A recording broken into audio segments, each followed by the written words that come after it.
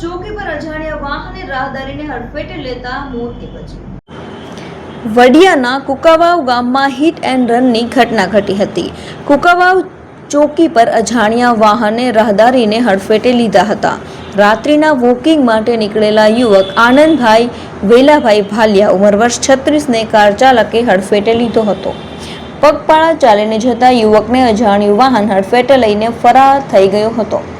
ઈજાગ્રસ્ત યુવક આનંદભાઈ વેલાભાઈ ભાલિયાને 108 વડે સારવારમાં ખસેડવામાં આવ્યા હતા, જ્યાં કુકાવાવ સરકારી હોસ્પિટલમાં ડોક્ટરે મૃત જાહેર કર્યા હતા. પોલીસ દ્વારા અજાણ્યા વાહનની તપાસ શરૂ કરાઈ છે.